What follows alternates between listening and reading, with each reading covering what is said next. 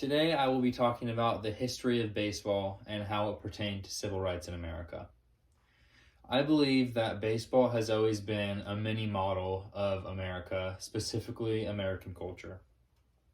This is an extremely important topic because civil rights in America and the civil rights movement is still to date one of the most important events in American history. First, I will be talking about segregation of baseball as it pertains to segregation in America. Then I will transition to talking about specific players and people that helped with the evolution of baseball. And lastly, I will be talking about the desegregation of baseball and the timing of desegregation in America. First off, when the Civil War ended and slave trade was outlawed, it didn't mean that racism in America or segregation stopped. There was still segregation and deep racism in America. There were two leagues after the Civil War. There was the Major League Baseball, and then there was the Negro Leagues, what they called it. And they were, neither one was lesser than the other one, but the Negro Leagues were put on a lower level by fans because of racism, and the Negro Leagues were thought of as less than, even though skill level wise they were exactly the same. There was a lot of very popular players like the legendary Babe Ruth, but on the flip side, in the Negro Leagues there was legendary players like Josh Gibson and Satchel Paige and people like Jackie Robinson. So in 1947, there was a guy by the name of Branch Rickey who was the general manager of the Brooklyn Dodgers. He had this idea and he thought, hey, let's bring in a young African American player and have him try out for the Dodgers. His thought process was, there's a lot of African American fans, especially in Brooklyn and in New York, that would be really excited if a African American player were to come into the major league. And since there was no written laws against it, there was nothing stopping him as the general manager from inviting an African American player onto the team. So that's exactly what he did. And it worked.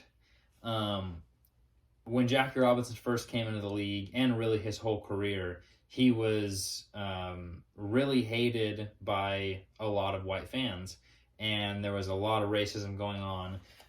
As you can see here, Jackie Robinson even got death threats. And he fought through all of this, and he is still one of the most legendary players to ever play the game. So this led to the start of desegregation in baseball. A year after Jackie Robinson's rookie season, he was joined by Roy Campanella, another African-American player. He joined the Dodgers. And slowly, more and more African-American players broke into the league. This started to change the hearts and change the opinions of white fans. They saw these guys that were just as good and even better than a lot of the white players that they had grown up watching. And soon after, in 1954, is when the desegregation of America happened.